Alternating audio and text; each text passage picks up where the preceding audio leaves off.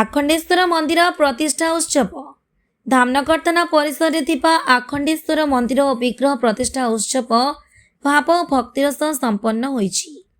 3 ଦିନ ବ୍ୟାପୀ ମହାଯଜ୍ଞ ଅନୁଷ୍ଠିତ ହୋଇଥିଲା।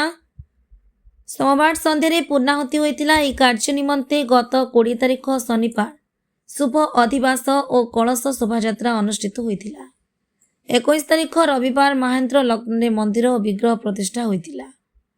ଏହି ଧର୍ମୀୟ ତଥା ଆଧ୍ୟାତ୍ମିକ କାର୍ଯ୍ୟ ଆରମ୍ଭ ପୂର୍ବରୁ ଭୂମି, ସୂର୍ଯ୍ୟ ଓ ପାର୍ଶ୍ୱ ଦେବାଦେବୀ ଏବଂ ବାସ୍ତୁ ଦେବତାଙ୍କ ପୂଜା କରାଯାଇଥିଲା। पंडितों द्वारा होमयज्ञ एवं मंत्र उच्चारण माध्यम महादेवों विग्रह दैवी शक्ति आवाहन करा जाई प्राण प्रतिष्ठा पर पंचामृत लगी होइतिला। सुरगुरु वंदे जगत कारणम वंदे पन्नग भूषण मृगधरं वंदे पशुनां पति वंदे सूर्य शशांक वह्निनयनम वंदे मुकुंद प्रियम वंदे भक्तजनाश्रयं च वरदं वंदे शिव शंकरम। मो ना संतोष कुमार त्रिपाठी। मु जो थाना जो शिव मंदिर बाबा आखंडेश्वर मंदिर पूजक आमर जेजेबापा अमल पूजा चलती। आज नूतन जो मंदिर थाना नूतन मंदिर प्रतिष्ठा गत 20, 21, 22 तारीख 3 दिन धरी चलता। 20 तारीख आपंकर अधिवास होता और 21 तारीख आप कलश शोभा यात्रा एवं मंदिर प्रतिष्ठा उत्सव अनुष्ठित होता है। 22 तारीख आज शेष दिन आपंकर ठाकुरंकर अभिषेक कार्यक्रम हो पूर्णाहुति कार्यक्रम अनुष्ठित हो जाए। 3 दिन धरी कौन कौन अन्य क्यों कार्यक्रम होता?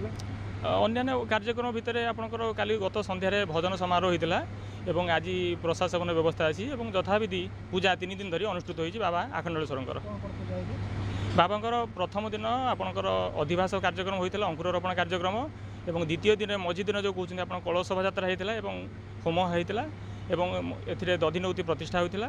तृतीय दिन आपंकर ठाकुरंकर रुद्राभिषेक होता। अभिषेक कार्यक्रम पर आपंकर पूर्णाहुति कार्यक्रम अनुष्ठित होता। शीर्षे चमन्दाकिनी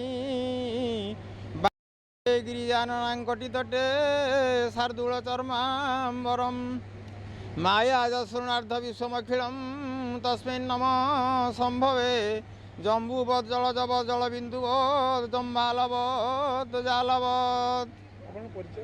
मु आमंत्रण त्रिपाठी ये मंदिर मुख्य पूजक। मंदिर प्रतिष्ठा उत्सव है नूतन मंदिर। हाँ रीतिकांति कौन थिला? रीतिकांति थिला 3 दिन व्यापी प्रतिष्ठा। प्रथम दिन अधिवास थिला, द्वितीय दिन मंदिर विग्रह प्रतिष्ठा मंदिर प्रतिष्ठा थिला, तृतीय दिन अभिषेक पूर्णाहुति थिला। कौन कौन पूजा होता? प्रथम दिन अंकुरारोपण अधिवास, द्वितीय दिन मंदिर प्रतिष्ठा विग्रह प्रतिष्ठा, तृतीय दिन पूर्णाहुति रुद्राभिषेक। आपण केते दिन धरी 3 दिन केते वर्ष धरी मंदिर पूजा करिया? गोसापा अमृत से पूजा करी मो गोसाप पूजा करुले बापा पूजा करुले मु पूजा करुछि 3 पुरुष धरी। मंदिर प्रतिष्ठा उत्सव आज भगवान महादेव उपकार आज मंदिर प्रतिष्ठा है। मंदिर बहुत दिन बहुत आई से आसती सब आई पूर्व आई सार मैंने किसी करते प्रतिष्ठा हो पार ना समय अभाव कि भगवान इच्छा नाला ये भगवान इच्छा महाप्रभु इच्छा मंदिर प्रतिष्ठा आज सुरखुरे 3 दिन जाक चलता। 20 तारीख आमर है कलश संकीर्तन, 21 तारीख गला आमर ये यज्ञ है अधिवेशन।